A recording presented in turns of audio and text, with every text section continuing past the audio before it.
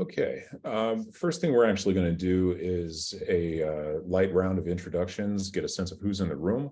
So I think we can go ahead and get started with that, and others will be able to join in just so that we can make sure that we keep our agenda moving forward at a reasonable pace. So welcome to the Housing Focused Core Services Agencies Training for San Mateo County. Let's go to the next slide.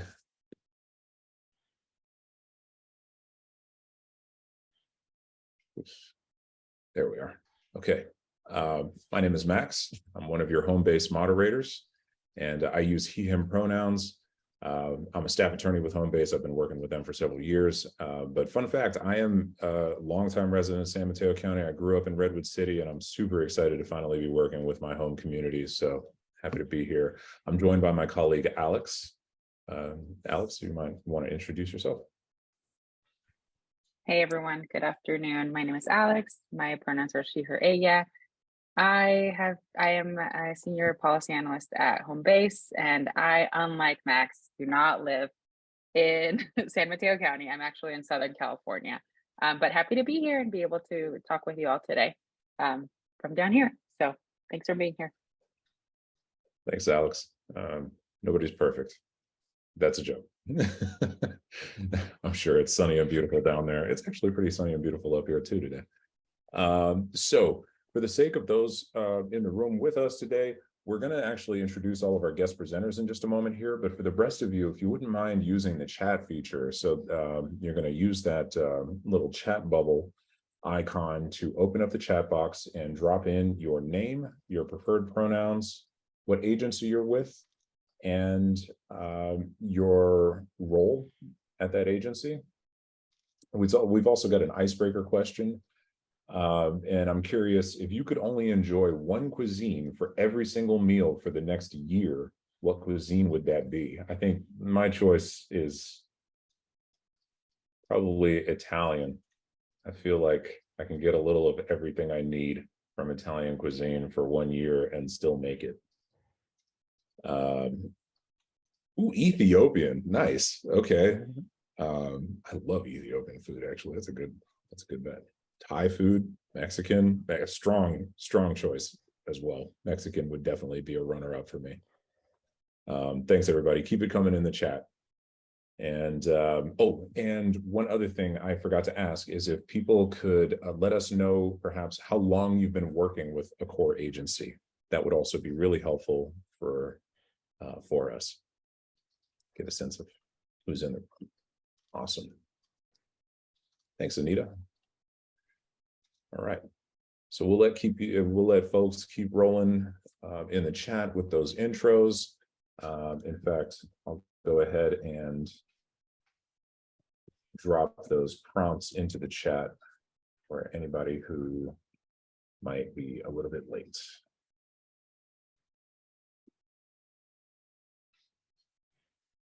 Okay, let's go to the next slide.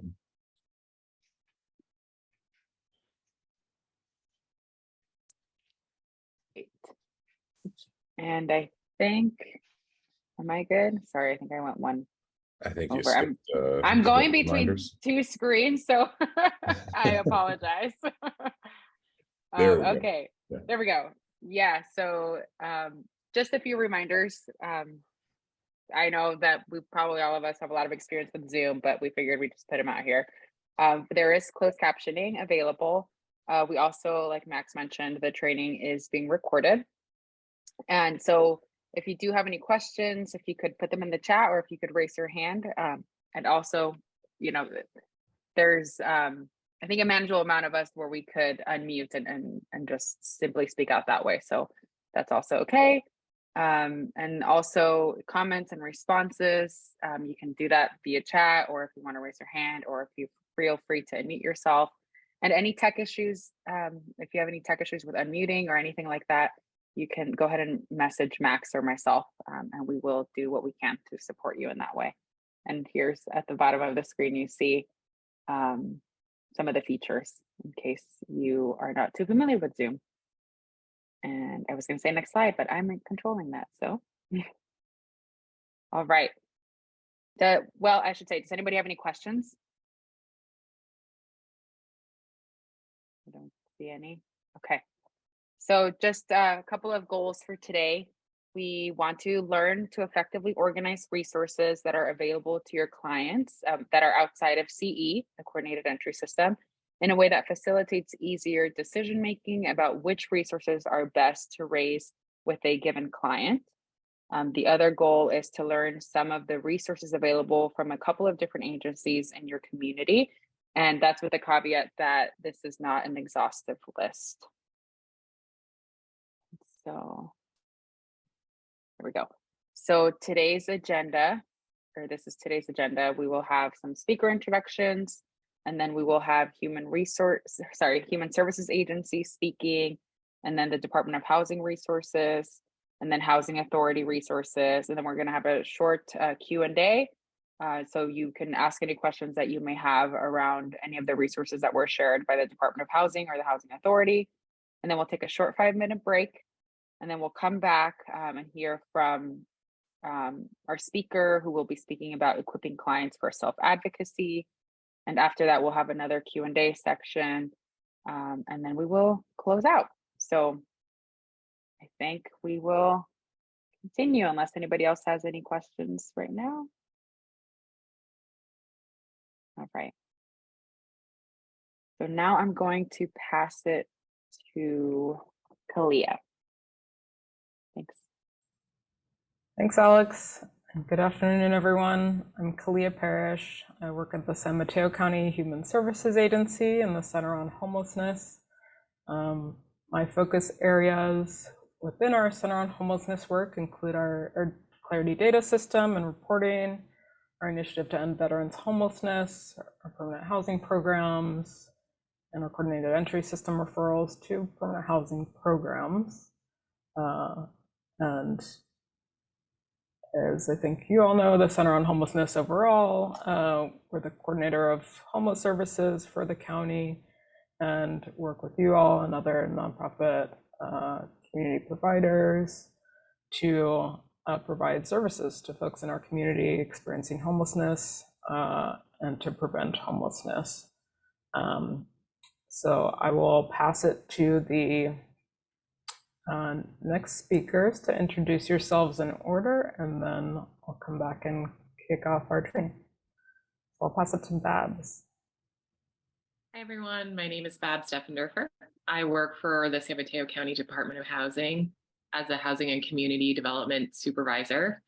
And our role is really to provide funding for the construction and rehab of 100% affordable housing developments.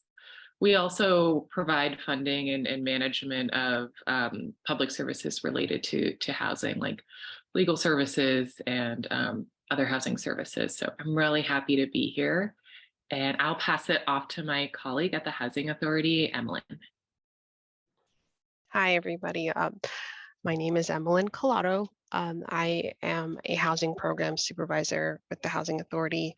My team specifically oversees all of our homeless programs. So the programs coming through CES, that would EHV, PSH, and we've inherited Mainstream as well. So it's the whole A to Z process. So from the time they receive their voucher, we're with them, they get housed. My team they process all interim adjustments and recertification. So we're really with our clients from the beginning till throughout their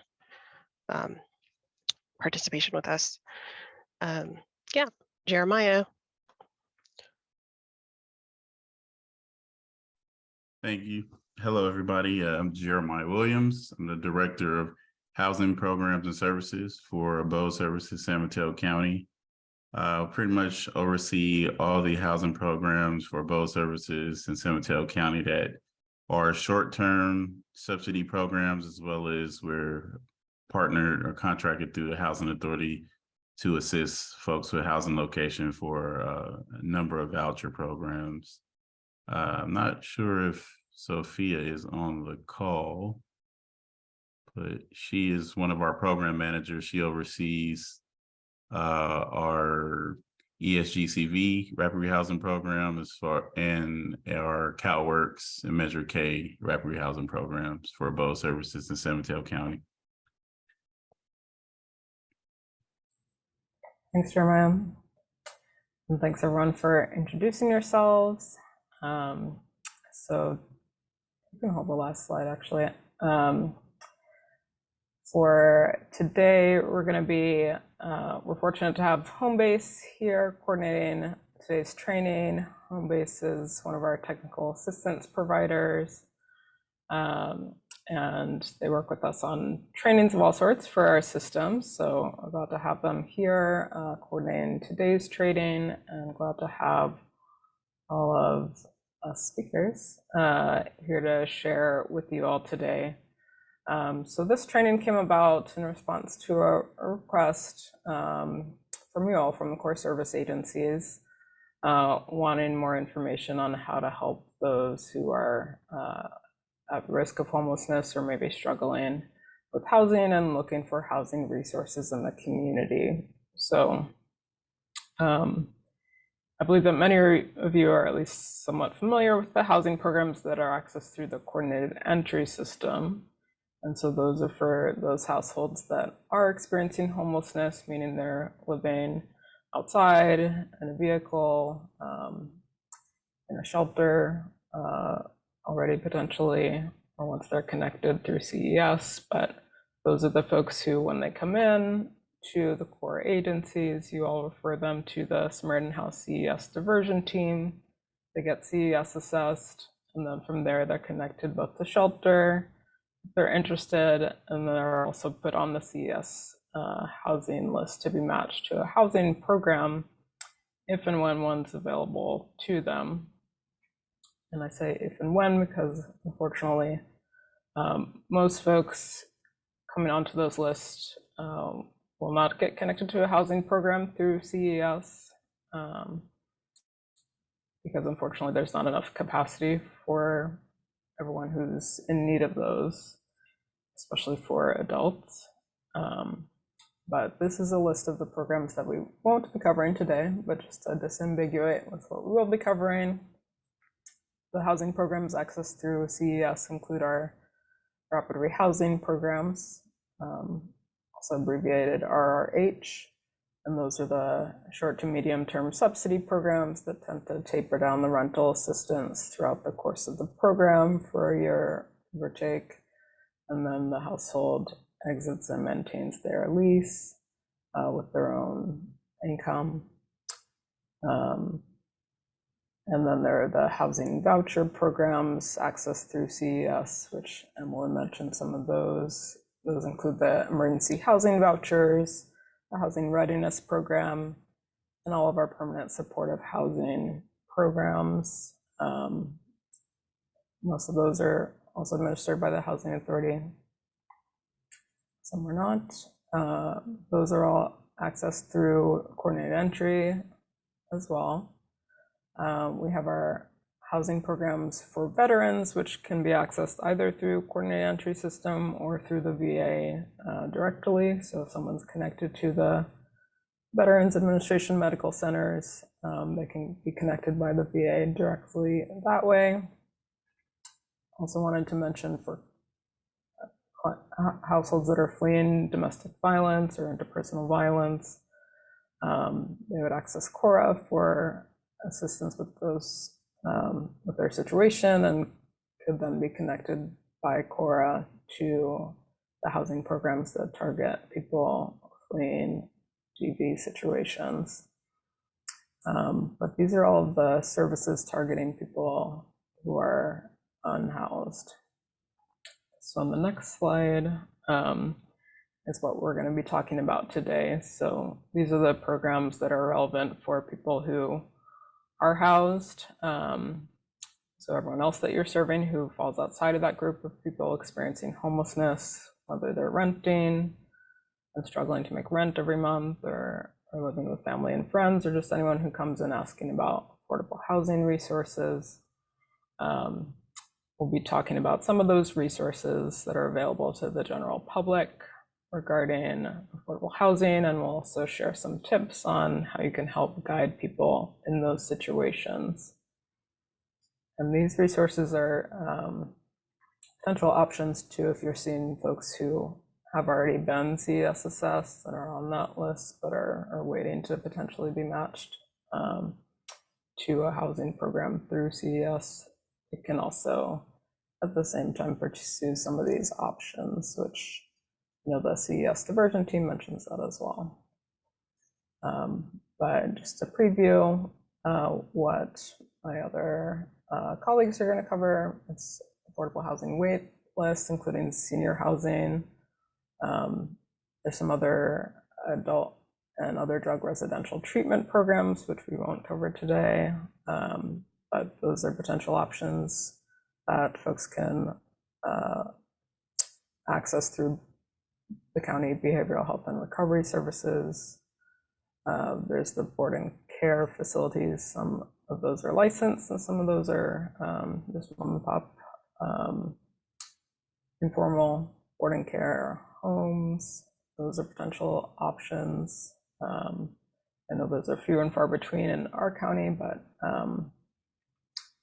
those are potential options someone can go out and find, or you can help your clients navigate to. And we'll be talking about the Moving to Work voucher. Other options for housing for folks struggling with housing include reunification with relatives.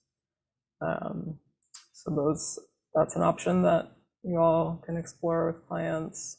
There's shared housing, so any type of roommate housing situation. I know HIP housing offers some resources there, which I think Babs will mention, or just otherwise deciding to share housing with others to split rental costs. And also mention here sober living environments, which are housing where folks are expected to be clean and sober, and they have some services on site, but those homes are also available on the market for folks to explore. I just wanted to share this list with you all and set us up for our next presenters. So with that, I'll go ahead and pass it to the next presenter. Thanks, Kalia. I believe Babs is next. So Babs, let me know if you have access to share your screen, but you should be. So you should have it. Hi, everyone. Yeah, so let me pull up my training here.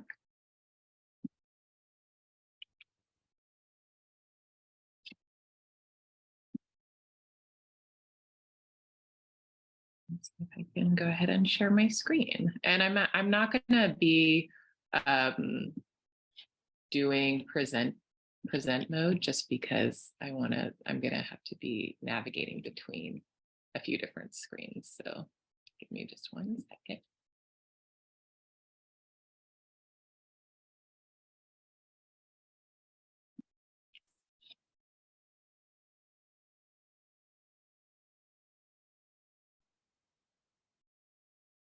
Okay, share screen.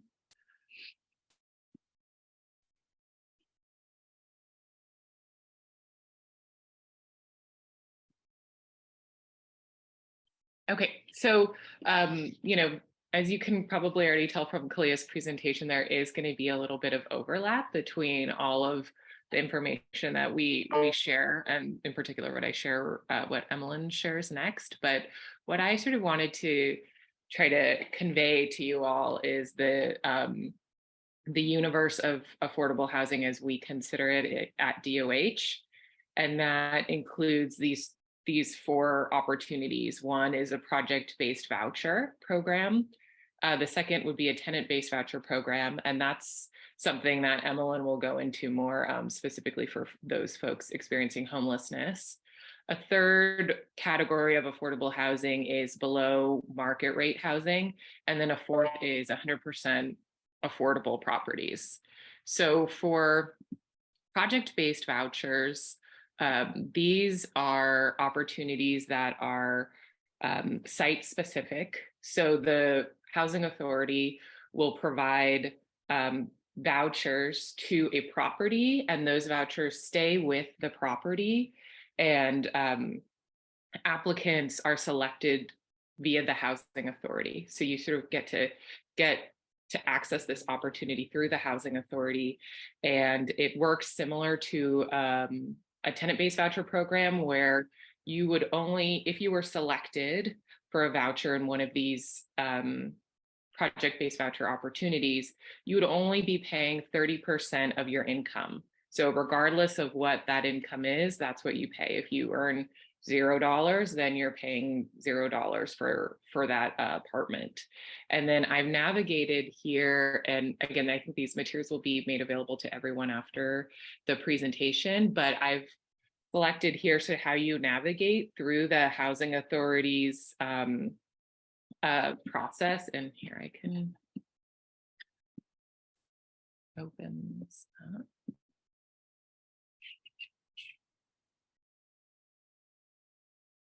Here.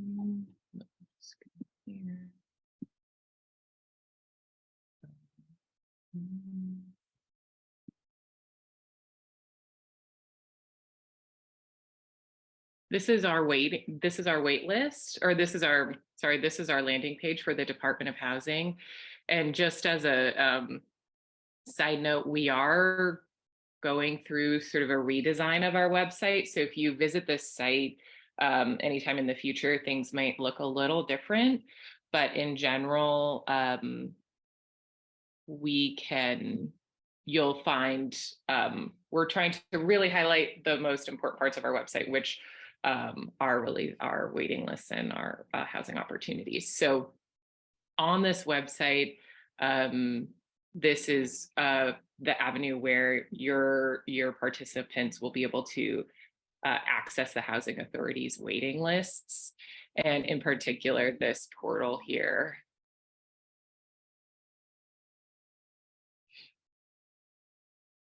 Is our Rent Cafe portal. So this is how you'll want to sort of guide folks to if they're interested in applying for a housing authority opportunity.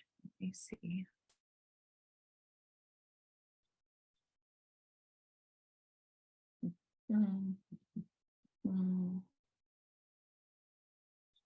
There are two here project-based opportunities, and you can view the flyers for more information about these properties, and these flyers will contain instructions on how to apply.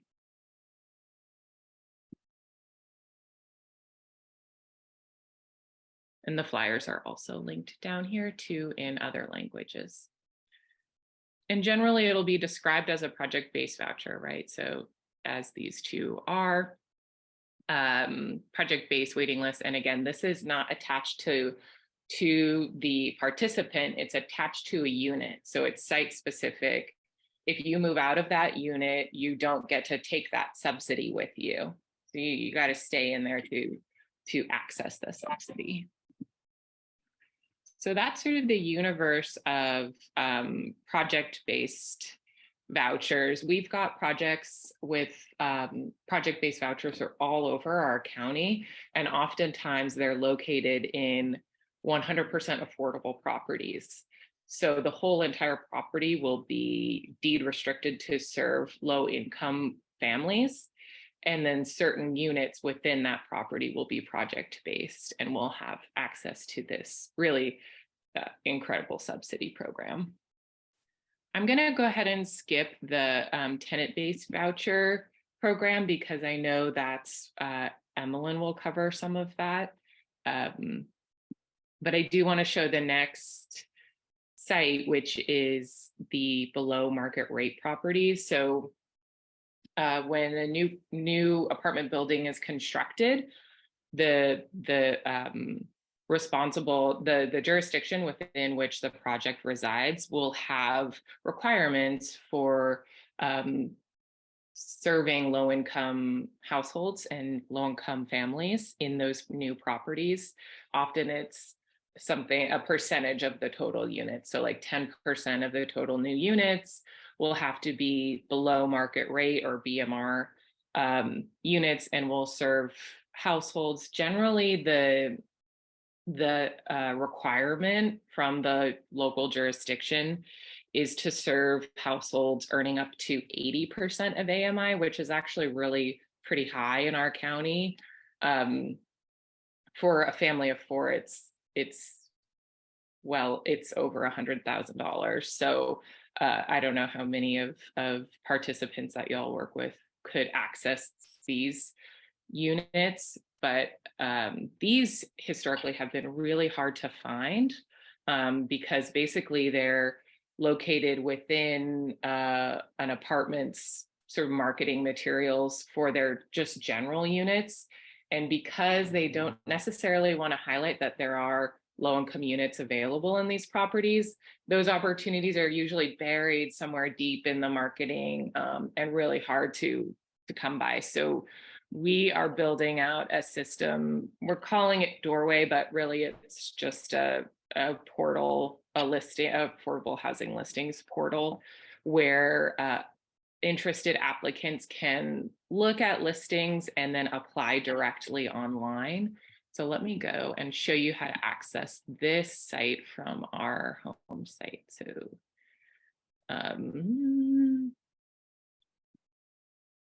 you go to apply for affordable housing. This is what we sort of know internally to be Doorway, although you won't see Doorway named anywhere.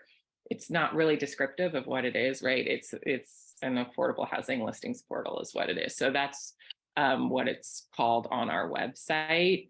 And this site has a bunch of different resources on it. So for now, it's primarily listing BMR properties, so those that are part of a market rate development, although the goal is moving forward to incorporate 100% affordable properties onto this website as well. But you'll see here, for instance, so this is a 100% affordable property. It's located in Redwood City.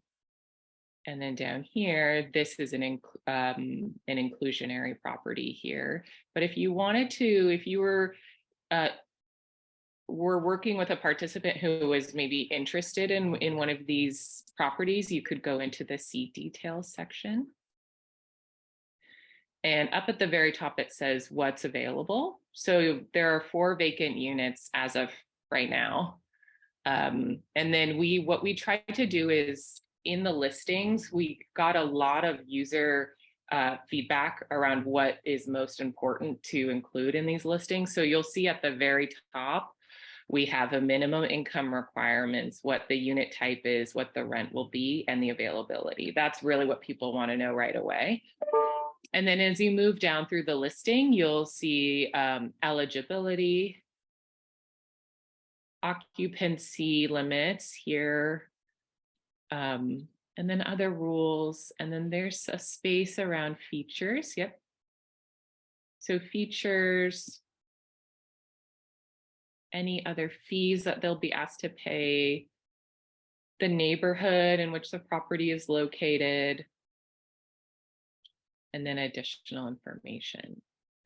And then up top, and unfortunately, I really wanted to walk you through the app, but I'm locked out of my own view of this site, so I unfortunately cannot walk you through the app, but I have some images of what the online application looks like. It's super simple and easy to use. It's definitely less than 10 questions. And we call it a pre-application phase. So at this point, your participants aren't going to be needing to upload any sort of document, income verification, none of that for now. It really just gets to the basic information about the participant, and then any sort of preferences that the participant might be eligible for. And so let's see if I can show you here some images of it. And this is all really mobile friendly too, and available in 4 different languages. So you'll see these screenshots here are the mobile version of of the application, one question at a time. Again, designed to be really simple and easy to use, and importantly, really consistent. This is always going to be the application for anything they apply to on the website. So there's not going to be any surprises, really. If you do it once, generally folks get the hang of it and they can do the next one on their own. Again, for now, a lot of the properties on this site are BMR properties, so the income targeting is higher. But I would encourage you all to revisit this site frequently, because we are trying to add more deeply affordable units onto this website. But then something else I wanted to show you here is some things that Kalia already mentioned. Under the more housing opportunities and resources, we're linking some different sites, including, HIP housing and other lists that we have here. And then this is a really cool tool. And we can send this out to you afterward, but it really is about, like, what is the process for applying for affordable housing? How do you know that you're eligible? How do you know that you are really ready to move into one of these properties? So this is a really great, and it's a PDF document, so it's easy to share. But this is a really great resource for you or for your participants who are interested in learning more about how the process of affordable housing works. So, and if you share it digitally, it's, you can navigate by just clicking on the other links. So this is also embedded in this additional housing opportunities and resources page. Of course, 211 is on here. And then we've got a link to our Housing Authority site, which I just showed you. Project Sentinel, which provides sort of mediation services for if you already are in a home and you're having challenges with your landlord.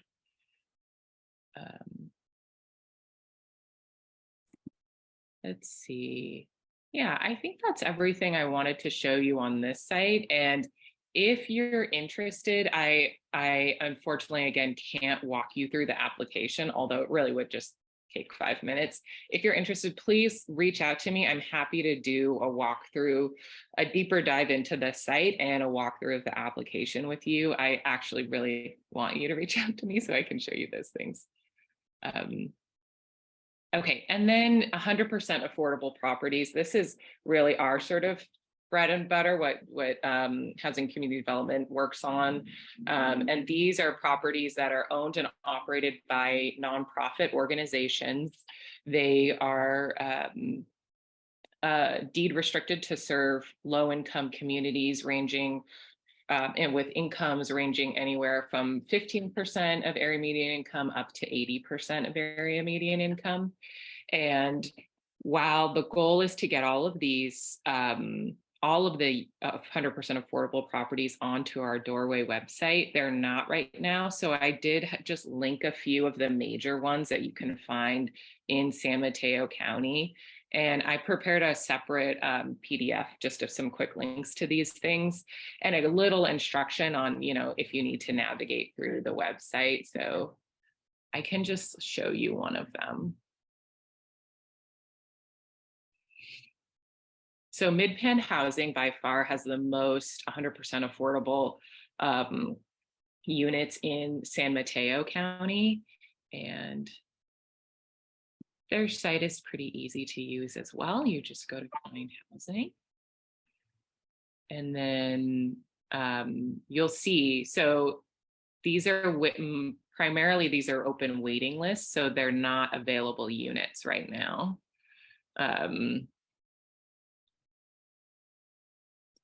But what I would say just in general is, as a general guideline, encourage your participants to really just sign up for anything and everything.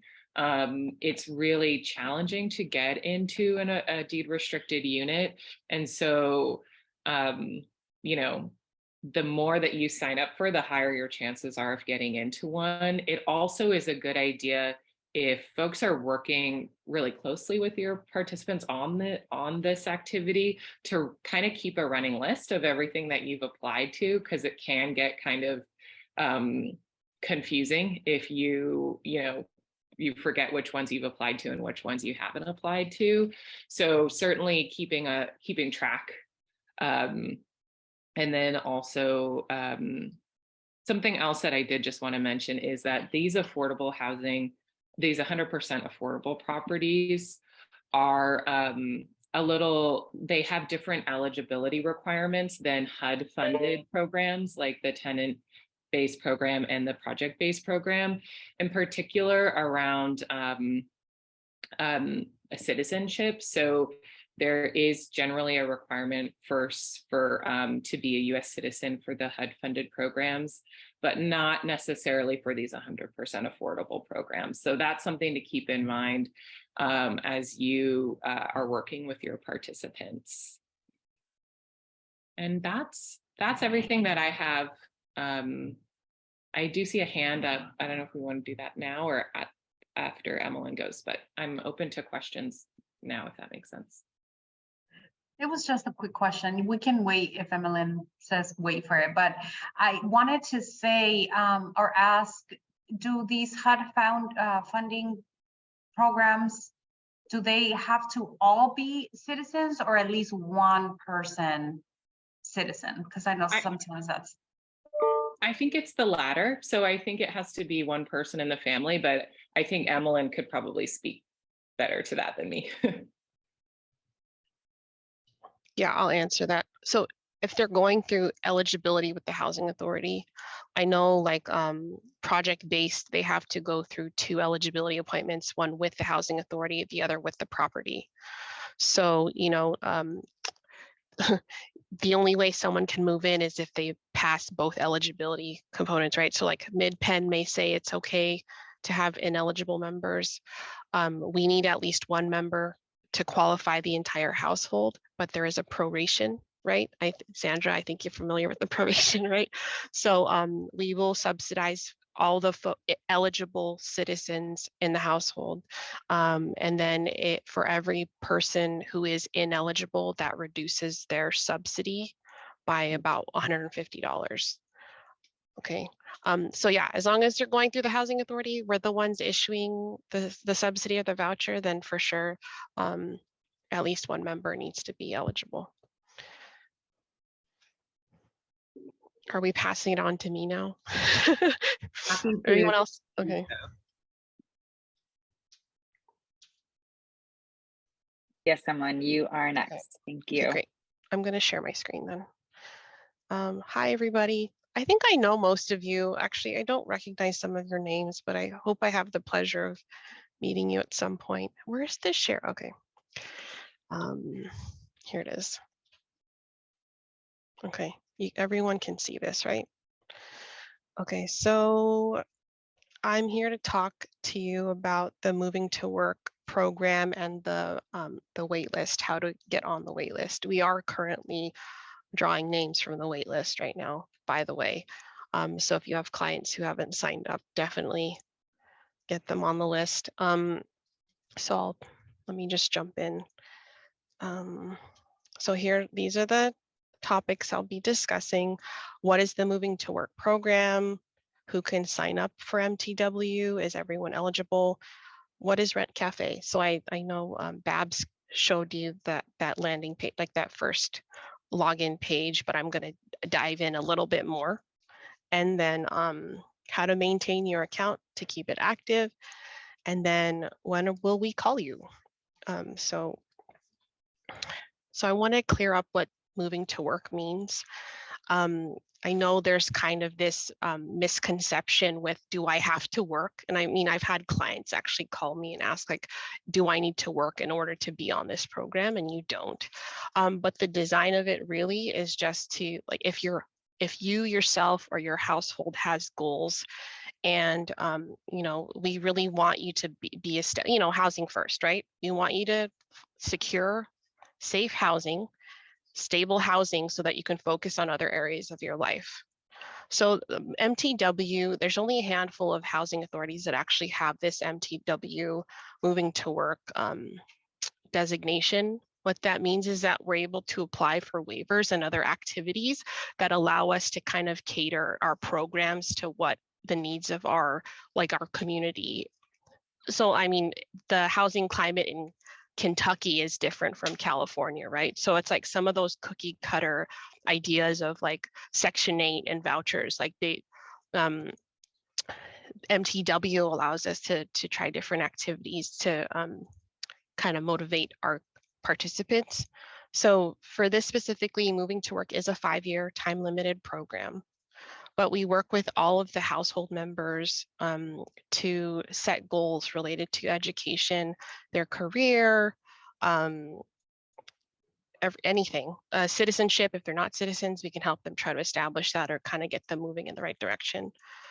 So the goal is to, by the time they finish this program, that they're in a much better situation after the 5 years. And we've essentially bought them some extra time to focus on their goals so that they can exit hopefully with a higher income or just in a better situation to give them more options in life. So, okay, moving on. Okay, so I touched on some of these things already. So we talked about education. If they've never gone to school, they want to further their education, get a degree, and we actually have incentives for all these goals too if they meet their goals. You know, attending, I mean, some kind of promotional or training program to get them into a management position, things like that. So I touched on this, but they're not limited. It's not limited to working age or able-bodied households. That is the design of it. But I mean, seniors, elderly are also able to apply. Sandra already asked about the citizenship and immigration specifications, which we talked about, but at least one member needs to be a citizen. They are assigned a family, in addition to a housing program specialist, the person who's going to process income changes and household composition changes. They have another housing authority person assigned to them. It's their family self-sufficiency coordinator. So there's double support there.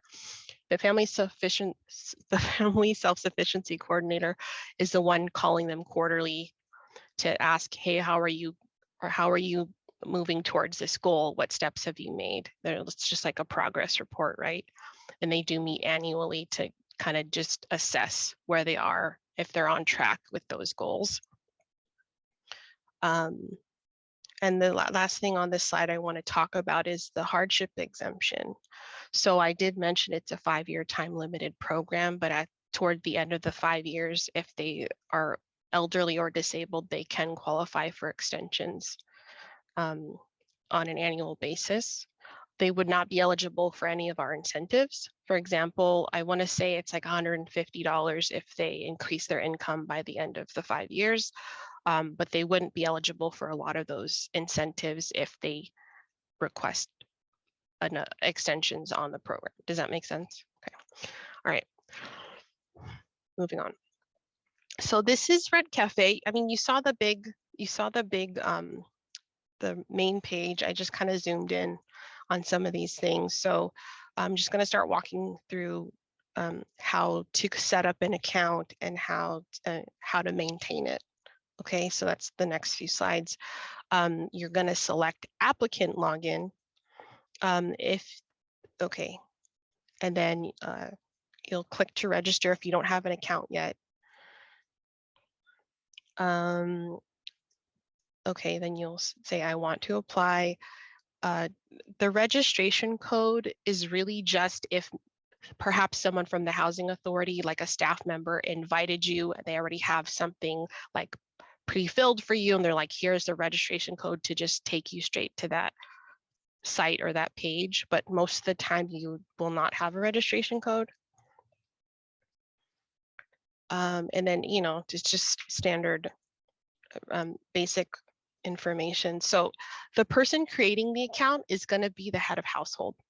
So if like there's a teenager in the household trying to do this, they should be filling in their parents' information or whoever the head of household's going to be. Okay, and then all this account information, like, don't use your junk email.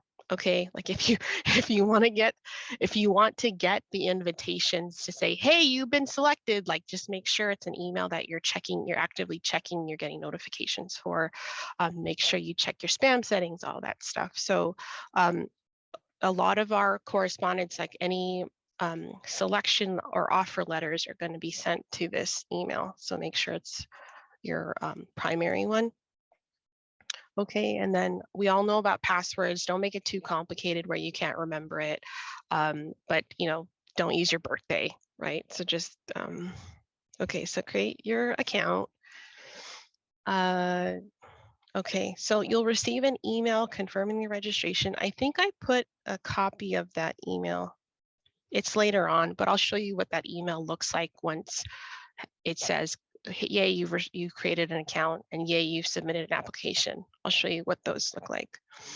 But you're just, so you see this menu on the left, it's just gonna walk you through all these things. I'm gonna go through this kind of fast because I think everyone's comfortable filling out one of these applications. Let me know if I'm going too fast. Okay, contact info. It's just, so as you add people, it's going to start showing you, like, it'll refresh the page and it'll just show you all the people that you've added. So the thing with this, when you click edit, can people see my mouse moving? I just want to make sure. Can you see my mouse? Okay. So if you try to go next and it needs info, this red box is just showing it's not going to allow you to move forward unless you update their information. So I'm going to, I think the next one yeah. So this is what they're asking for. Name, and you see all the red asterisks. That's required information. They won't let you save or move forward unless you filled that in. So, okay. And then, so this is a sample, okay? I can't confirm if all of these waitlists are open right now. It's just a sample, but whatever's open will be listed here. So if you're reading this description and you're thinking, oh, I'm eligible for Half Moon and this, you can select as many as you want to apply to. If you only want to select the MTW program, you only select the one that you want, okay? Then when you hit next, that's where you'll start filling in family members. Let's see. Oh no, I'm sorry, let me go back. So these tabs, you've already filled it in. Selecting the wait list is the final step. And then it says, oh, confirmation, your application has been submitted. This is the email. Okay. I actually filled out an just a pretend application just to get this email. But that's what it looks like. Okay. It's a receipt. So when you log back in to Rent Cafe, okay, you'll get this dashboard. And these are all the different actions that you can do. Okay, so let's say you want to update your application because you want to add, your cousin or something, right? So you can go in there and just say you want to update your information or your family information. It's really important to try to keep this as current as possible. If your phone number changes, definitely go back in here. Okay. So I already mentioned this, but you'll be required to review and update all information before you hit next. It's gonna, it's gonna prompt you before you can move forward. Okay, so was that okay? Anyone have questions? Did I go through that too quickly? Okay, so these are just some takeaways, some best practices. So your password should be unique, but not so complicated that you can't remember it. So log in at least once a year. So what happens is if you, let's say you try to log in on day 366, we will drop you because it'll show that your account is inactive. That means you could also be dropped from the wait lists, right? So it's important, log in, like I said, update the phone numbers if your family composition changes, your income changes, anything. Okay, so update your income information regularly. So like Babs said with the other site, you should also be checking this one regularly because those postings will change. And finally, I do want to mention it is a true lottery system. So, I mean, we've had folks in there for years. They update their information regularly. You know, they may not get selected. They may get selected 5 years later. We've had someone selected 2 weeks later. I mean, you really just don't know. But like I said, the wait list has been inactive for, I want to say 3 years, and we're now drawing names again. So there's always a chance. But don't put all your eggs in one basket, right? They should still be looking for other housing opportunities and options. You know, any questions?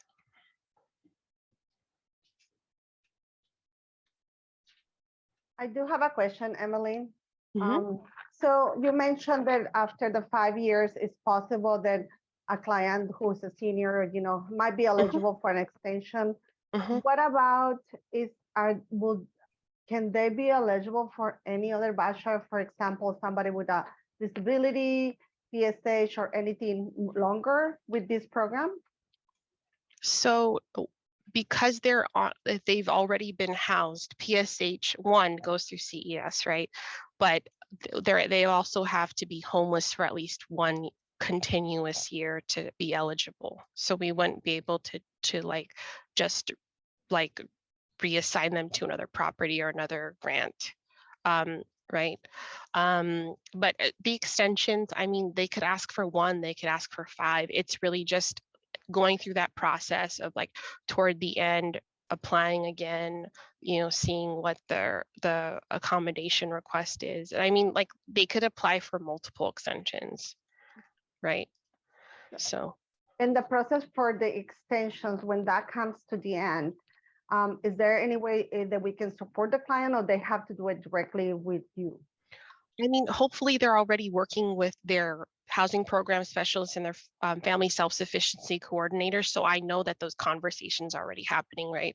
So their FSS coordinator is going to say, hey, you're entering year 5, you know, like, what's your plan after this, right? And then that's when they'll say, oh, I actually need more time. They're probably already working with the FSS coordinator to either put something in writing or like, you know, get that process going. We're not going to wait till the last day of year 5 to say, oh, you know, we'll figure it out, right? I think they're going to start that conversation early. Thank you. Hi, Stephanie. Hi, Emmeline. I've actually just recently encountered this issue where, in terms of like retrieving an account. So I know we've tried to make an account, and then it says that it's like associated with their social, and the email, it says like their email is sent, but then I have somebody mentioning that they've had the same email their whole life, so then it's like continuing to check over and over. Okay. So you haven't been able to log in because it's saying like an account exists, but the login information you have isn't allowing you to. Okay, probably just contact our client services team because they handle any of the rent cafe. It's just CS team at smchousing.org. They can help you either reset that, or I know at least their manager has access into Rent Cafe and can like maybe fiddle around with whatever's going on, or like at least try to ask to reset or something. But yeah. Thank you so much. Sure.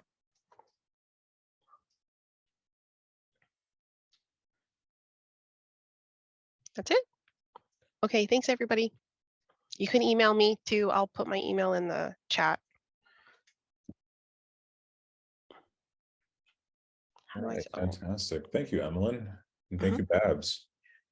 Both of you, really appreciate sharing out on the wealth of resources that we actually have available out there. And I think, you know, if anyone's like me in the room right now, they're probably feeling like a lot of things to try to keep track of in terms of all of the different portals to apply to, all of the different voucher programs, up to and including moving to work. So for the next few minutes, I'm hoping we can create some space to maybe chat about how we might manage some of these resources.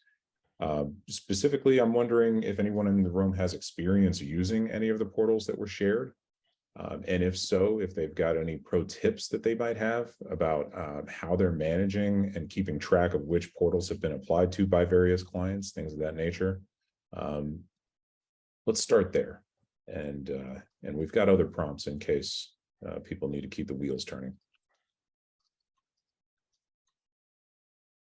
Anybody got experience using any of these portals?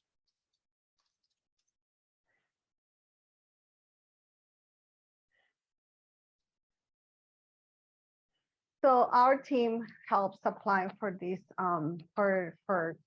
we try to put everybody, talk to our clients about being on the waiting list. I think what Bob shared, that used to keep a log of all the places that they applied. It's great.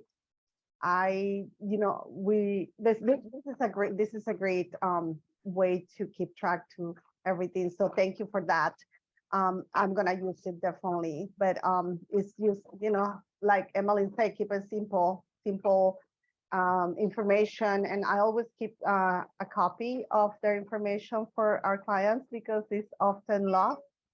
And if I need to reach out to Department of Housing, we use email for to reactivate the password, or if the password is, for those kind of troubleshootings. But it's a great resource for our clients. Thank you.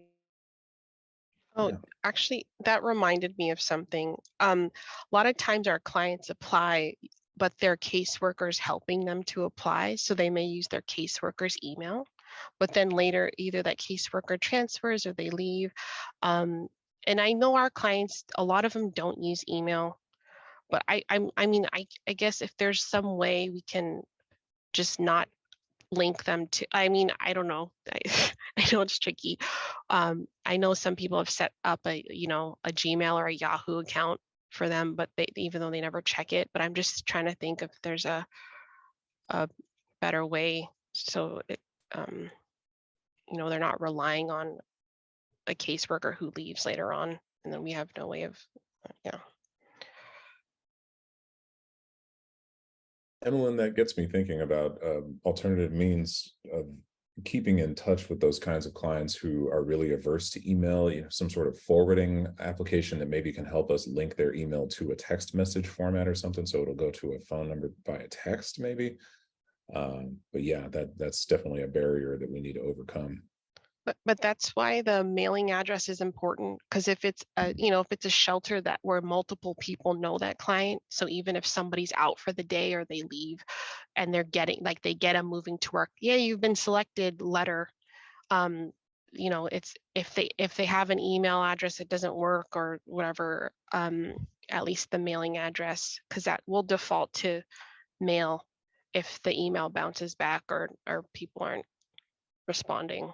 So yeah.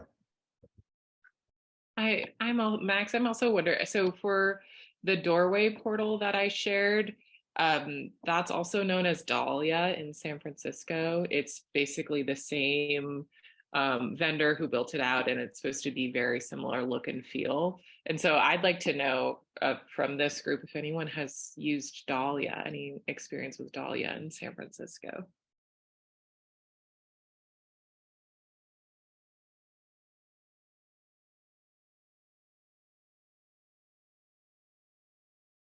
Oh, you're muted, Max, if you're talking.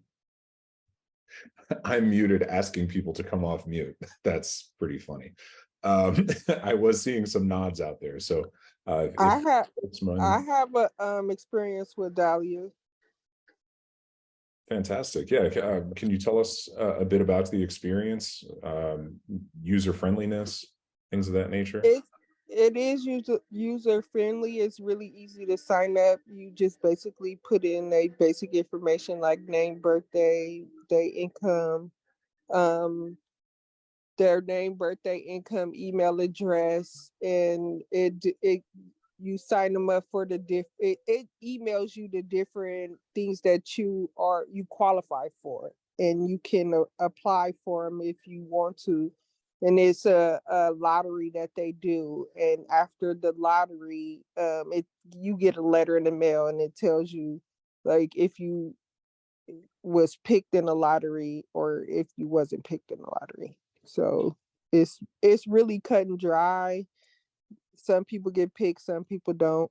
My experience the years that I did it, only 2 people ever, we psyched a lot of people up, and only 2 people that we know ever was picked. So Yeah. Thank you for sharing that.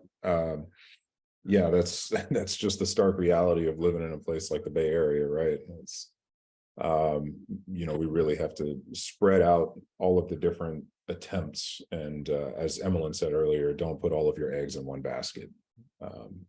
Making sure that we're managing across all of these different portals and making sure that people are updating their information on a regular basis. Let's see, I think we just got another thought in the chat. Oh, and I should actually point that out.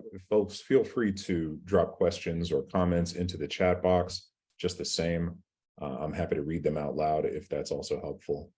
I see Catherine mentioning that they have a client who missed a housing opportunity because they lost access to the email. And that was the email they were using to actually log into Rent Cafe, still unable to access the portal. And going to follow up with CS on that client's behalf. Yeah, thanks for that. That's we've all been there, right? We've all had difficulty getting into some. I was struggling to get into an account myself because I no longer have access to the email address that I used to use for that account. So modern challenges. But yeah, keeping our information up to date seems like another checkpoint that we should constantly be adding. Not just making sure that we've updated, sent in the most recent application for all of the different portals that we're touching, but also making sure that clients are going back and keeping their contact information up to date and keeping a hold of their login info on a probably at least every 6 months, I would guess, maybe even more often than that. Yeah, thank you for that. Other thoughts or questions? I think we've got another couple minutes here for Q&A before we head to a break for about 5 minutes.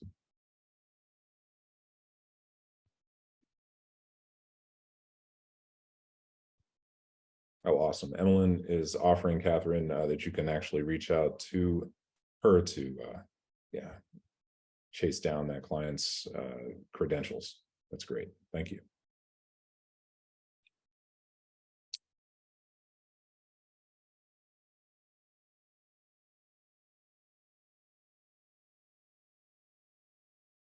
Thinking also about eligibility, one of the other things that was on our mind as we were planning out this session was what people's experience might be with the types of clientele, like especially as it pertains to eligibility. Which clients do they find tend to be most successful applying through the kinds of resources that we just saw today?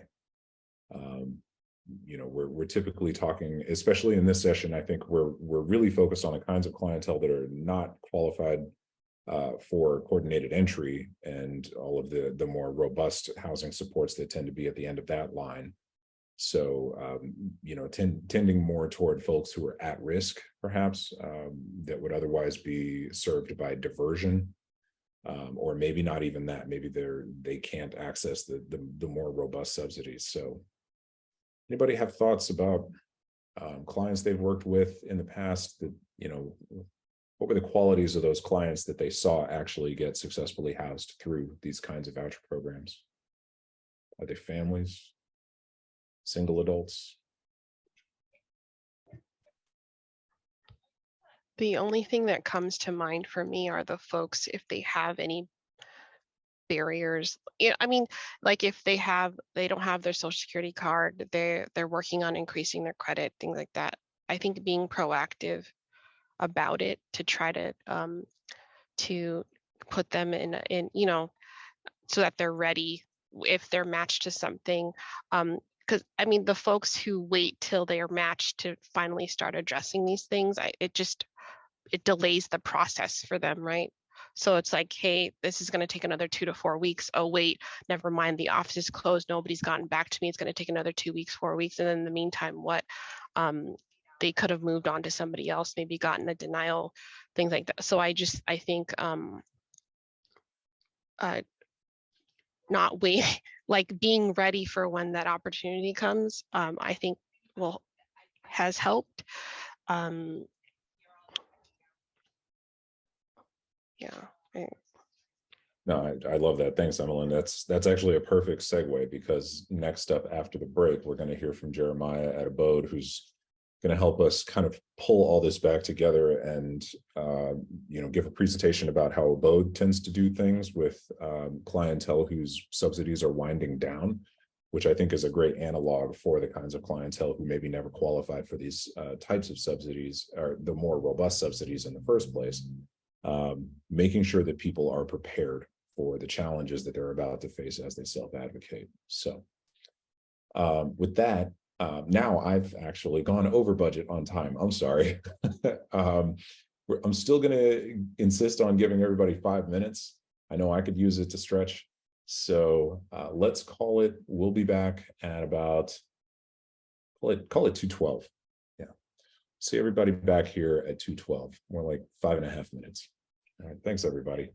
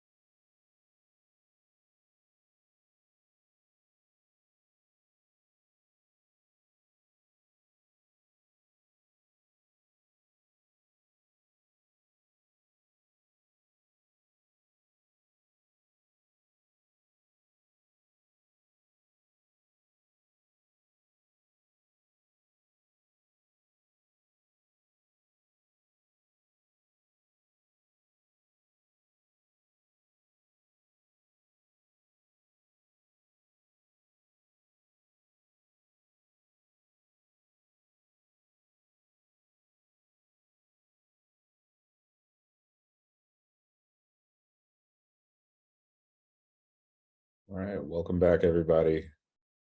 Calling us back to order. That was 5 minutes. I found just enough time to step out into the sun. I'm so happy that the sun is up today.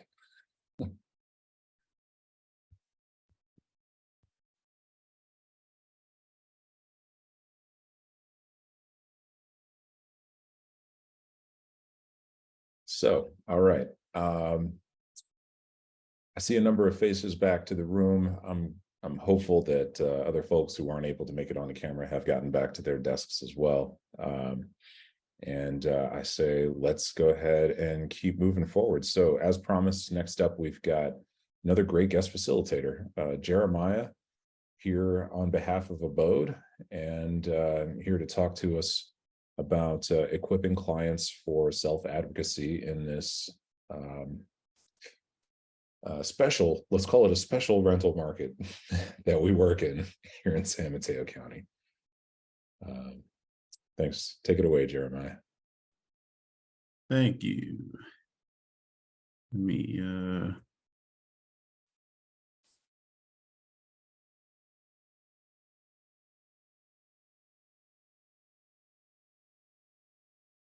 you guys see my screen? Yep, all good. Cool. So I just want to kind of give a brief overview of Abode Services, but I know this portion we kind of really want to focus on folks after they kind of go through our rapid rehousing programs, but I thought it was kind of important just to give brief overview and then tie it all together. So that'll just be me today. Sophia won't be here, so I'll just keep moving through. So again, like I said, a brief overview just about Abode Services as an agency as a whole.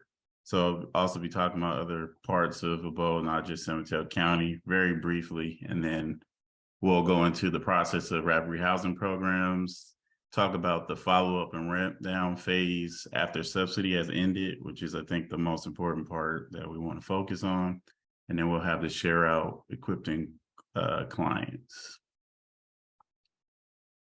So folks may not know that Abode kind of started back in 1989 with a small group.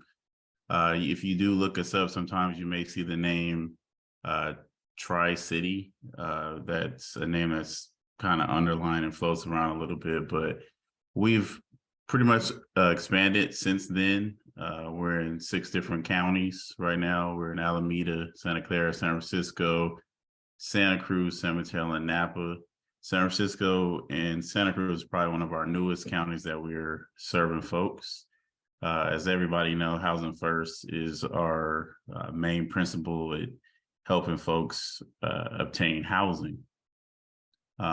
Although we live by that principle, I know it does become difficult when you're trying to go through housing search and help families and single individuals find housing, because not all landlords or property managers agree with that concept, but we do the best we can to still get folks on board, and we've been pretty successful at doing that. And you can kind of see with this slide our last fiscal year numbers. Those are actual numbers with folks that we assisted from adults and children's. This is our housing program served, the amount of people we served. So this is as an agency, so this is not just focusing on San Mateo County.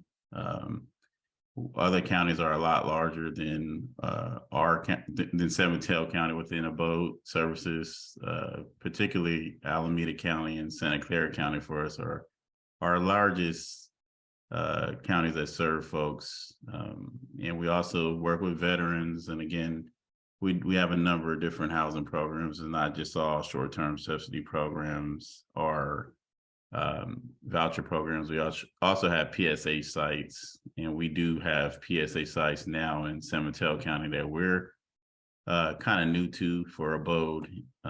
We have one in Millbrae, and we have one in San Mateo, city of San Mateo. So just to talk a little bit about the rapid rehousing process, everybody I believe knows all of our referrals come through coordinated entry, so I don't have to really go into that, but the key components are us identifying housing. We help folks move in. We provide rental assistance and case management. I think we took it out of this presentation, but I do think it's important sometimes to know when dealing with short-term subsidy programs, they all follow kind of the same model with wrap housing of how it's the rental portions are scaled, but sometimes they offer different components as far as like how we obtain housing. And I can explain more of that if folks have questions, but we do have several different ones. But for the most part, they all offer rental assistance and deposit assistance and case management. It is also important to know that folks, not everybody receives 12 months of subsidy. It all depends on income, and it also depends on the amount of the unit. And I'll show you exactly what I mean in our next slide, but that's part of the reason someone may not receive 12 months of subsidy.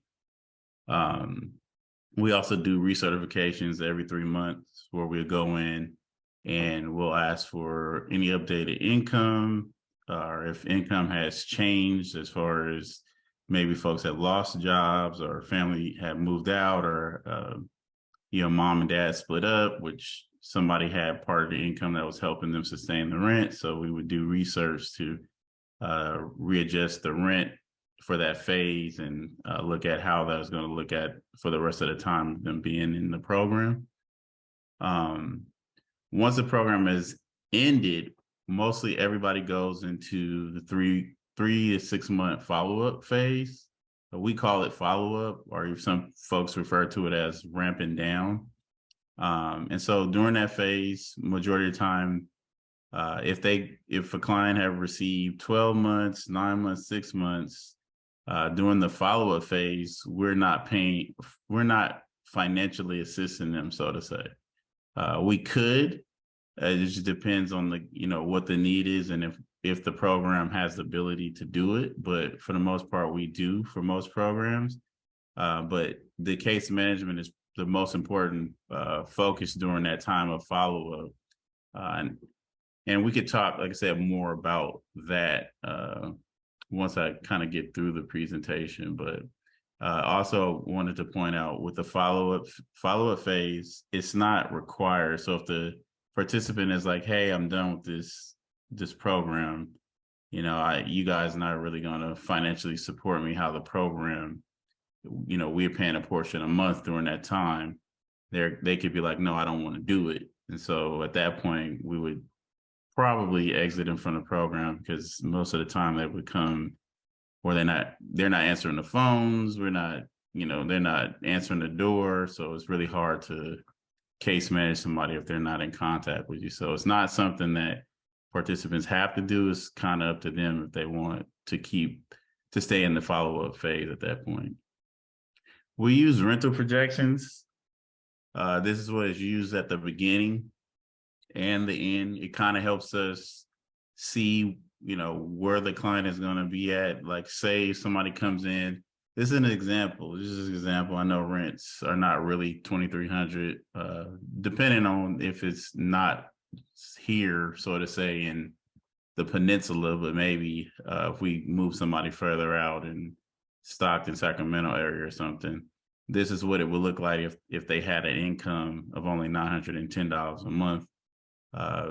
This is what they're expected to pay during these phases, but it helps us see, like, if somebody came in with this exact setup, hey, if they're not able to make, let's say in phase 2, they're not able to pay $690, we would then have to start talking about what are other options at that point, because this is not really going to work before they get to the end of, phase 4. So this is why this is completed every 3 months. So you can see, hey, are they able to increase their income, or are they kind of staying in that same place where they're not even able to make that jump from $364 to $690? So you do that recertification to kind of say, like, hey, we need to start thinking of other options at this point. And this is done again every phase of the way. So the client kind of sees it, and then it helps us as well, so we can make plans.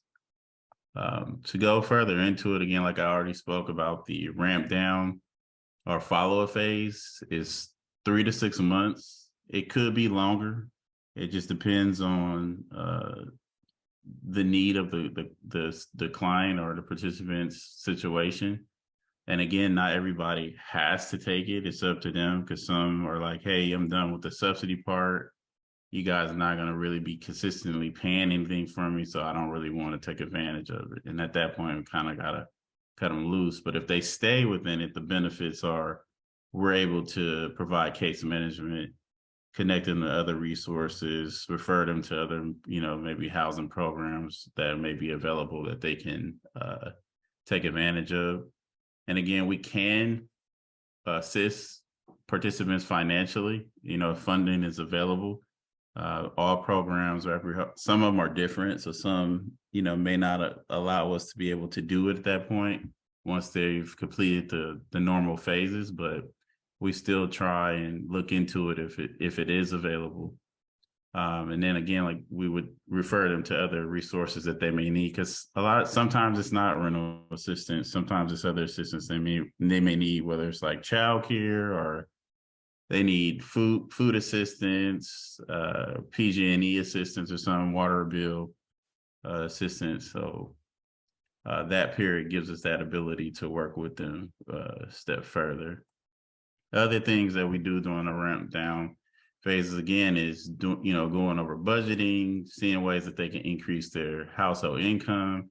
And increasing their household income sometimes is not them getting another job. Maybe it's if they're not over the capacity of the unit, there's somebody they can have as a roommate, or if they have other family that can move in, that can help them increase the overall income of the household. And that's other ways that they can work on that.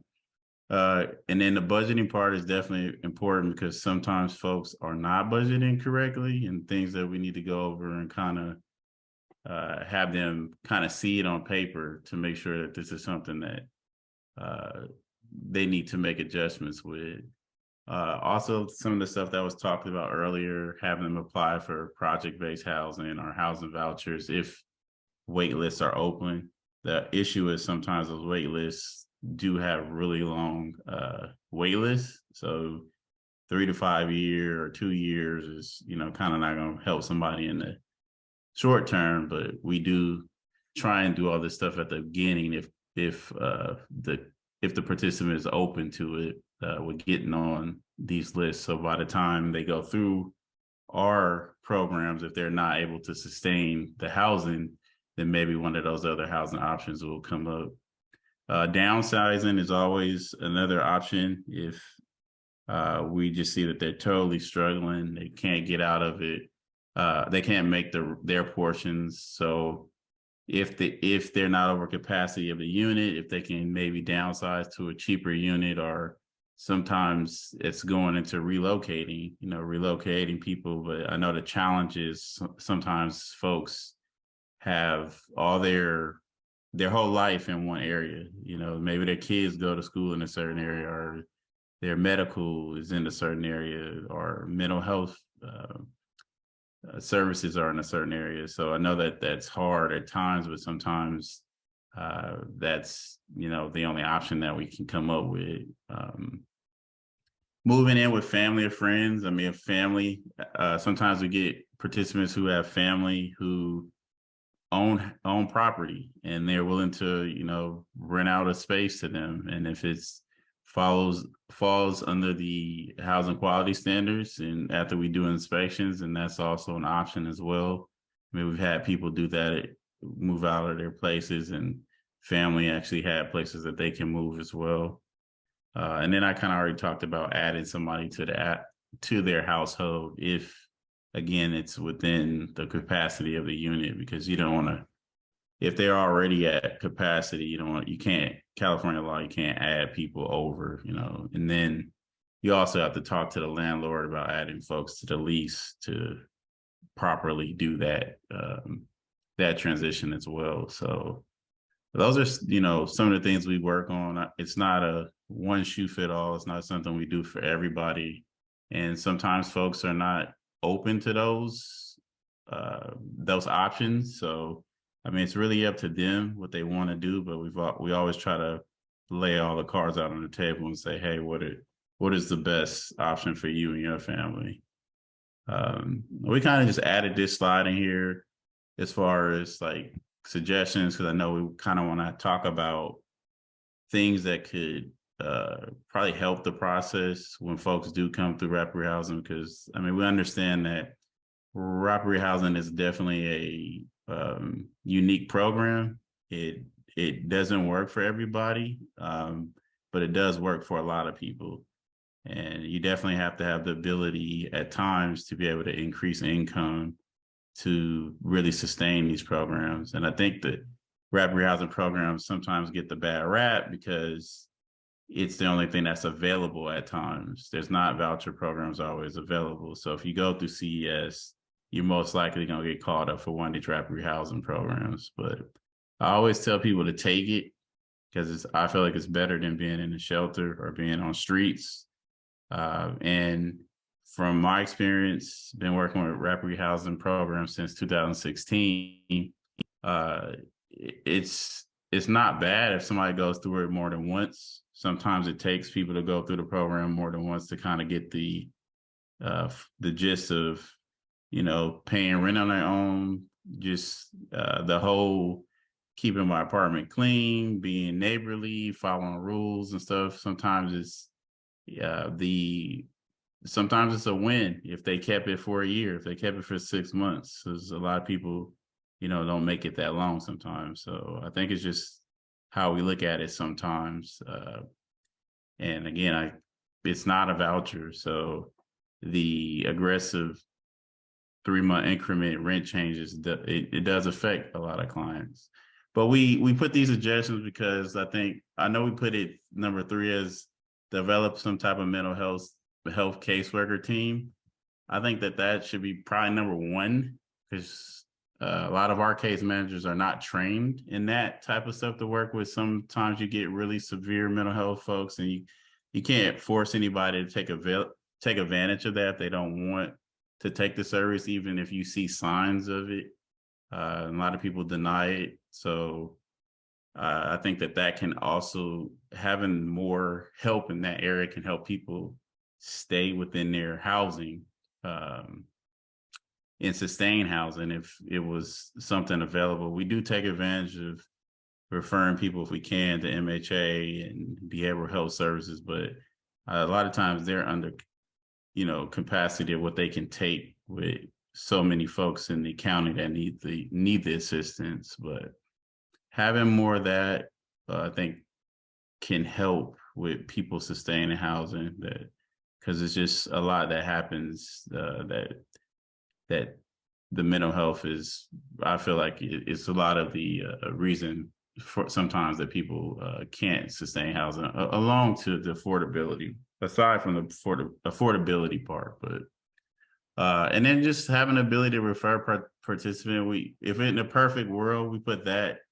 referring participants to voucher programs. I mean, we can or sign them up if there's a list open, but if it was in a perfect world where it was like you go through the program, you automatically get signed up for something, but I know it's like, well, what are you signing them up for if nothing there? But if it was something that was like, hey, this person's been there, can we push them to the top of the list or something, especially for ones that maybe have been through the rapid rehousing program 2 or 3 times, like, hey, well, here's some criteria. They've been through it 3 times, 2 times. They really need to be at the top of the list for some type of PSH or, I don't know, move to work voucher, some other type of voucher is going to be a little bit more stable than a rapid rehousing programs.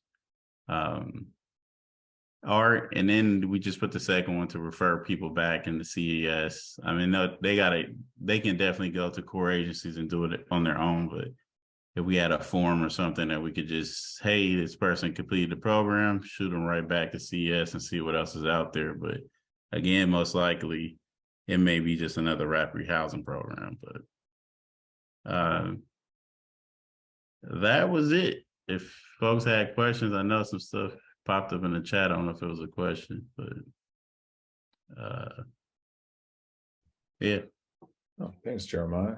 No questions in the chat just yet, but I'm sure some will come up.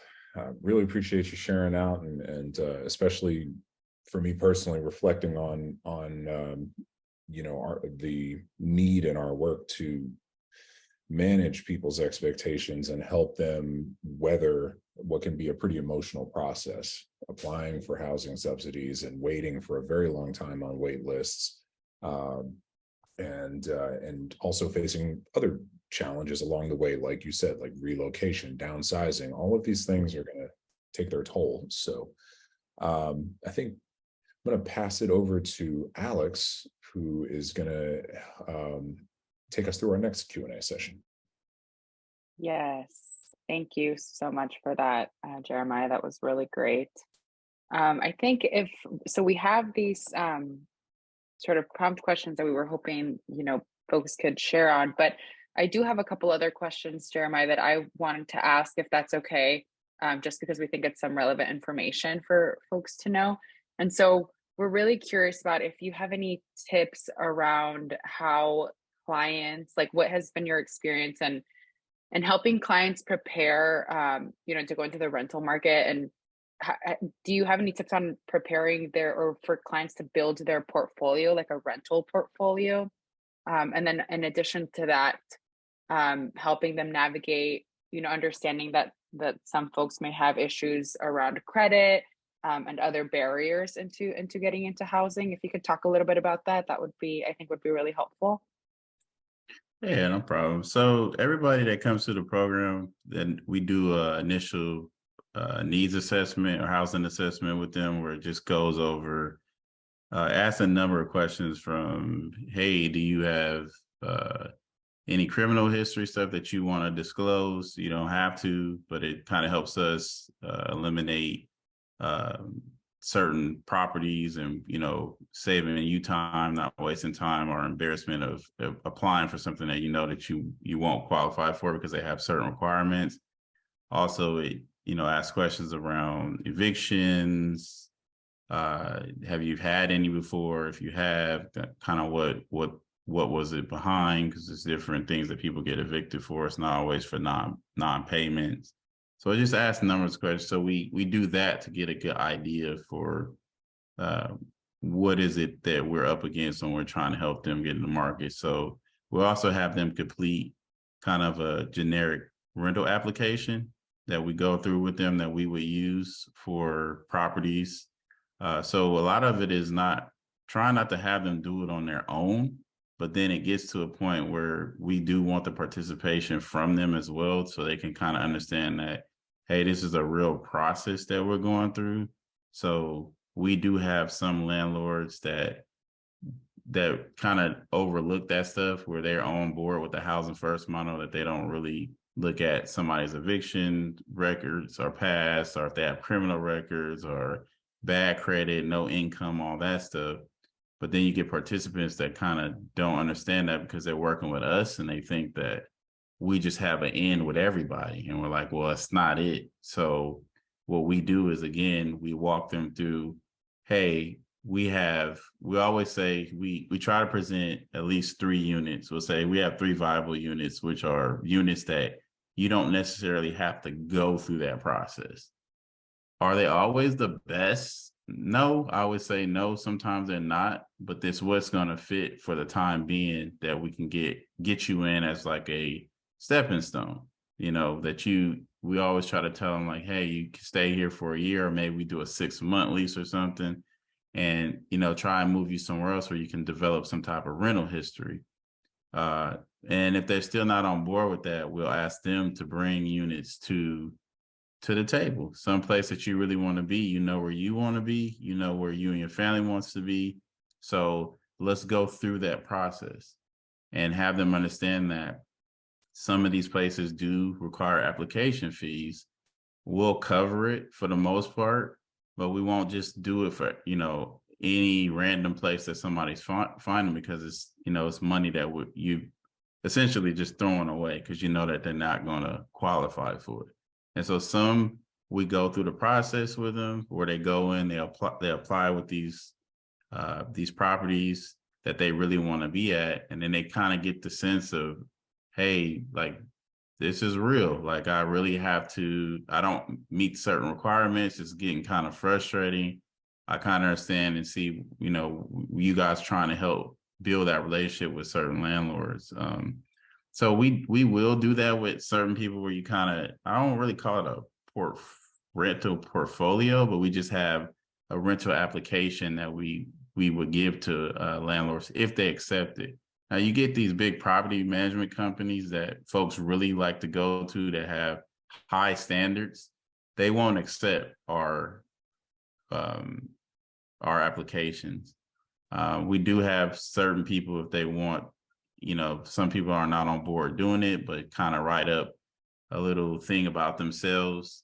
Honestly, I mean, I was never really a big fan when I was doing housing specialist work, because I feel like then they judge them certain ways, because the average person is not writing up something when you're trying to rent from a company or whatever. So I feel like they judge you more that you're writing up saying, hey, this is who I am, this is what I do. It's like, let's just go at it. A lot of times we just go at it as a normal market rate tenant, like, hey, apply. And if they like you, let us talk to them and try and use landlord incentives. The incentives kind of work. Sometimes what we'll do is that rental projection I showed you, we'll take our full year of whatever that unit was costing. We'll take our full year and broke it down each phase and add it all together, so it generates this big number, and say like, hey, out of a year, this is what a boat will pay you, plus the deposit, plus a landlord bonus, all this stuff, because a lot of times, I mean, it's about money. So they see that and they like it, and that sometimes that can help clients get in. But I don't think it's like a one shoe fit all process that we use when we're applying for it. You kind of have to really strategize, especially depending on the property. So I hope that kind of answered your question. I know I went all over, but yeah. Sorry, I couldn't find my unmute button for a second. No, that was really great. Thank you, Jeremiah, for sharing that. So I think kind of a follow-up question to that is, how do you go about having, those honest conversations with your clients and say like, hey, like, perhaps you may not qualify for this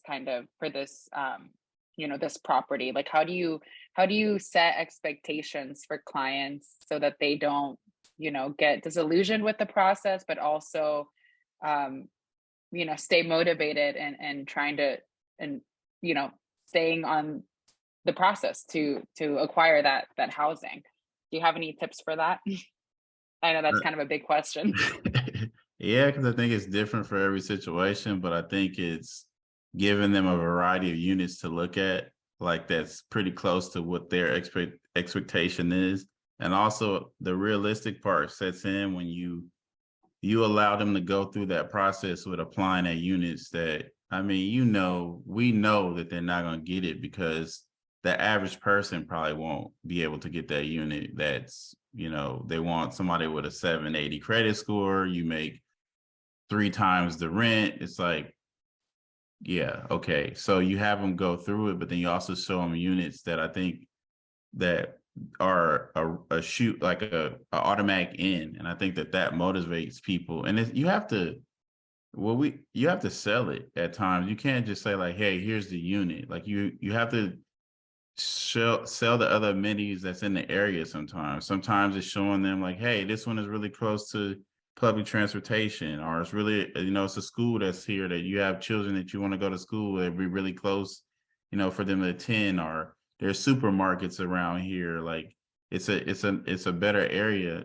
And again, it's like, making them realize it's not a forever place. This don't have to be a forever home for you unless you want it to be that. But at least if you stay here, you develop some type of rental history, you take care of the place, you get the full deposit back. We pay, double deposits for most of the people. That's something to look forward to. You get that back and use that deposit, and you can use it wherever you want to take it, wherever you want to take it to. So. Thank you. I see, Stephanie, you have a hand up. Yes, I have a quick question. So let's say, for example, that you have a client that gets to the second phase where they're supposed to pay 30% of their income. And for whatever reason, like they tried very hard, but they're not able to come up with any funds, or, there's like an intersection with mental health where they're mentioning that they're not able to maintain employment or things that are external to the program. For whatever reason, they're just not able to stay in that unit anymore. How does Abode maintain those relationships with those landlords? Because I feel like the hardest thing for me to conceptualize is like, if you tarnish that relationship with the landlord, then that's like multiple opportunities that are completely out of the table now because that got fractured. What happens in those situations? Is it that like a client, like somebody leaves and then quickly like another client goes into that same unit, or no? No. Yeah. So I get the question. So you asked a few there. So the way the phases work, the first phase is the only phase that is dependent on somebody's income. The other three are based off the percentage of the rent. So either way, I get what you're saying. They still can't afford it. So what we do is we're supposed to go in and do recertification and look at income, do a budget with them, go over to see like, hey, what are the reasons that you're not able to make that second phase? And if they can't, we do have the ability to readjust it, to say like, hey, we're going to bump you, probably not going to make that 30% of the contracted rent, but we still need you to pay at least, $100 or $50 more than what you were paying in that first phase. So they can still feel the change that, hey, this is a real life thing. It's especially if clients come from the shelter, it's not like living in a shelter. This is a real life scenario. So you want to kind of keep it real life for them. So if they can't make that, whatever that percentage is supposed to be, we need to readjust it, but we justify it by the budget, them giving the income that they really are making at that time. And then we still give them a little bump. It won't be that, what it was supposed to be. And it does affects our landlord relationships at times when folks are not just not making their rental portions, but also not taking care of the property. And once somebody has to move out, we don't automatically get that back. So we've lost quite a few landlords because of non-payment of rent, especially during the pandemic. We had some folks back in rent. One situation was like 20,000 back. One was 12, 15, whatever. And a lot of them applied for those, COVID relief programs, but they took time to pay some landlords. I think a lot of folks don't realize some of these landlords, especially the ones that are not big property management companies, they don't flat out own these places. They have mortgages on them so that they have to make as well. So I think that became challenging, especially during that time, because a lot of folks use the COVID thing as an excuse, but they really weren't affected by it. So we still have to work with the landlords as much as possible to try to, make them feel comfortable. We're kind of in between. That's what our housing specialists do. They work with the landlords. The case manager works with the participants to try and keep that relationship open. Thank you.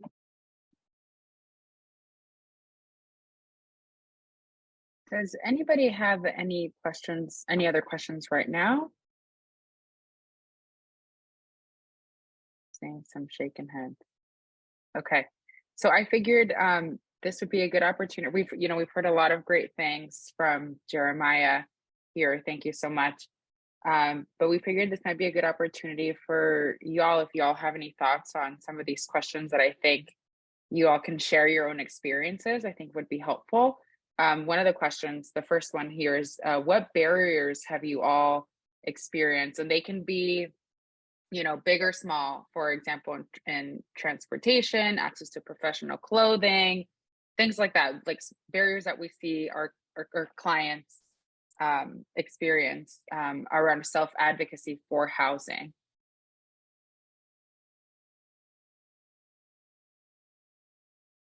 And you feel free to unmute yourselves or put it in the chat. I see here, Catherine, mental health for sure.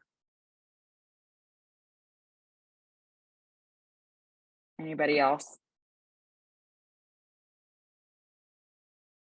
I agree with mental health, and I think substance abuse issues that go on, I think is really huge at times. Yeah.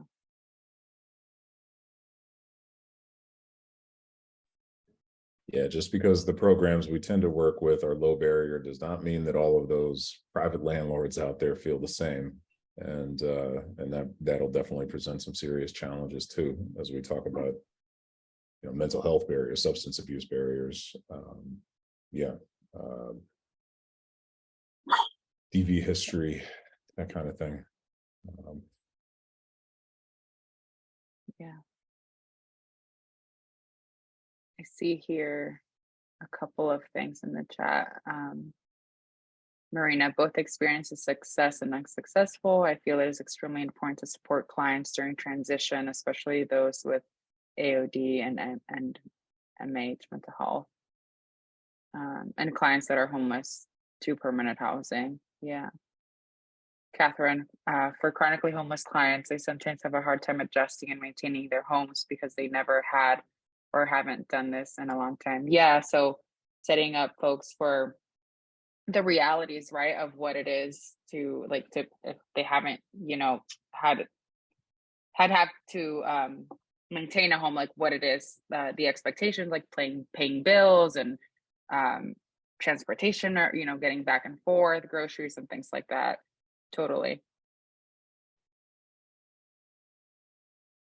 I think something to be added too is just for folks that may go into isolation, that they move into housing because of those reasons that were listed in the chat, and they begin to isolate. Just more case management. I think these programs we do offer case management, but Abode specifically is so focused on sustaining housing. We're housing focused. Sometimes those other needs are overlooked that people may need. And I think that having just another service that checks in more often with people once they go into housing, because you do see folks, especially in permanent supportive housing situations, get into isolation.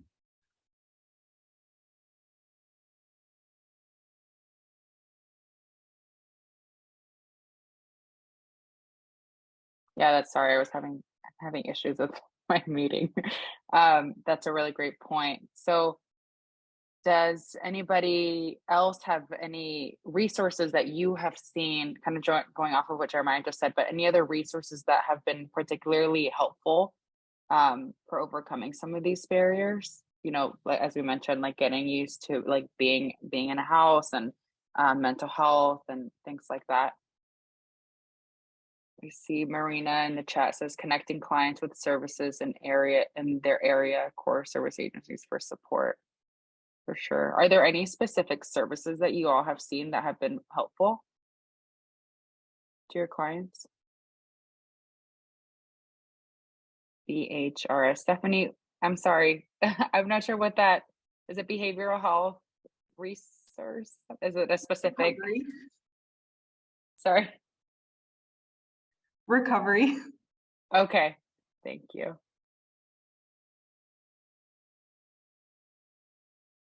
Great.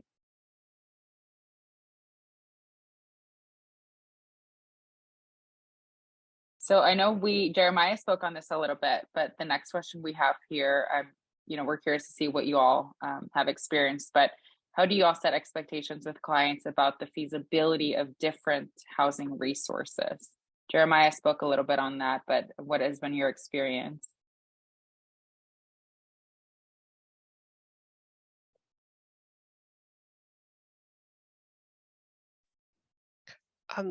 I just want to speak about EHV specifically. So I know we kind of had this surge of new vouchers, and so we have clients who just think that these vouchers are going to continue to be available, right? Instead of understanding like that was a one-time response to COVID, right? So we're trying to help the community like bounce back. Obviously 222 is not enough in this county, but it just, right. But I think too, because they started seeing all these folks getting matched, so they were thinking like, oh no, I'm going to wait because I'm going to get a voucher. They're going to select me next, and it's kind of put that in their mind that something's coming, and like, so I think understanding that they need to make other plans to see what their other options are, trying to keep them grounded with what the reality is, but also to I feel like some clients take it personally, like when they're not selected for a unit, or like a landlord doesn't want to work with them. It's hard. I mean, it's hard not to, but like if a landlord ends up deciding like, oh, I don't want to work with you anymore, it may have nothing to do with them. It should just be like, maybe they had another person that they were also working with, or like something happened where they couldn't rent out the unit, or for whatever reason it just didn't work out. I mean, it's hard to I don't know how to explain this, but I just feel like some of those decisions aren't always personal, but it can feel very personal. So how do you, like, they could have presented well, they could have done everything right, everything by the book, and they still weren't offered that unit, or something didn't work out. So it's like, how do you continue to coach and guide them through, like, to move on and just, move forward with something else? It's hard.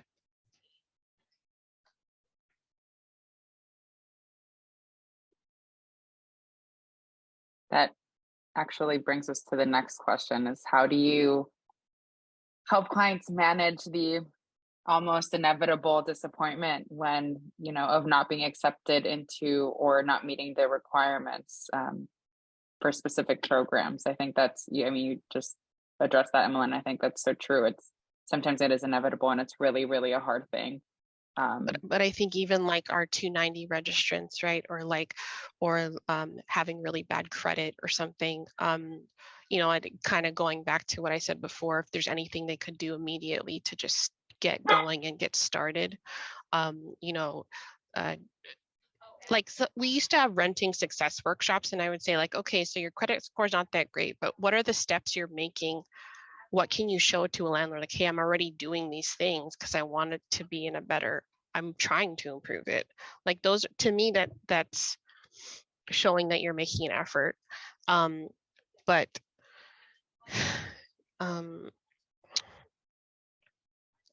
yeah. So what I was going to say is, okay, I found my train of thought.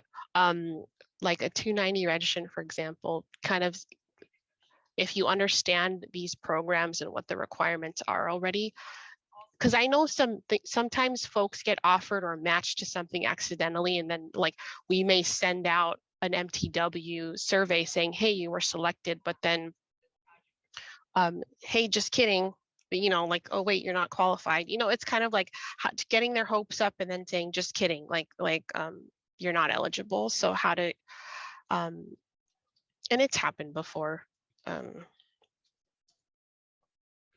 So I guess if you already understand like how the housing authority works, for example, if your client sees an offer from us or they see like a survey from us, but you already know your client situation, just like trying not to hype them up about it because you already know they're not going to be eligible, I guess is what I'm saying.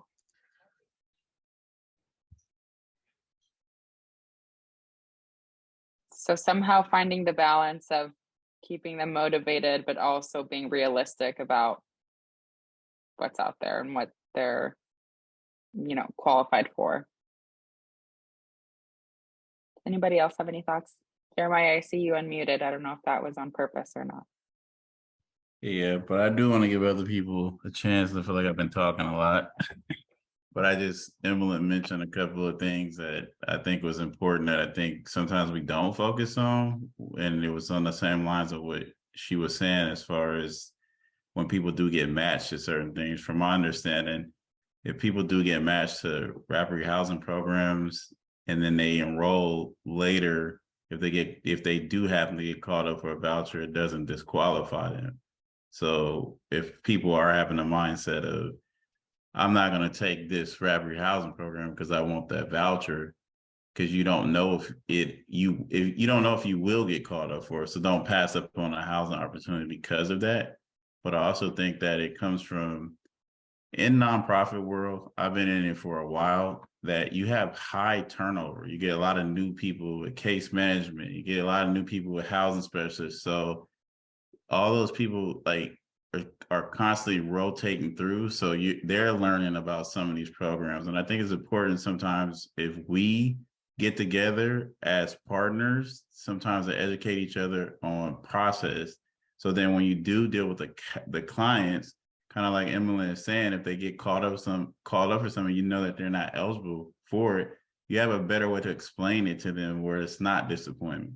And you can have that more realistic conversation with them. But I know we used to do it with a lot of the shelters where we would go around and talk about our rapid housing programs, the process, because again, like I mentioned earlier, there's a lot of different rapid housing programs. They ultimately work the same, but one may be able to pay a certain landlord incentive that another one can't.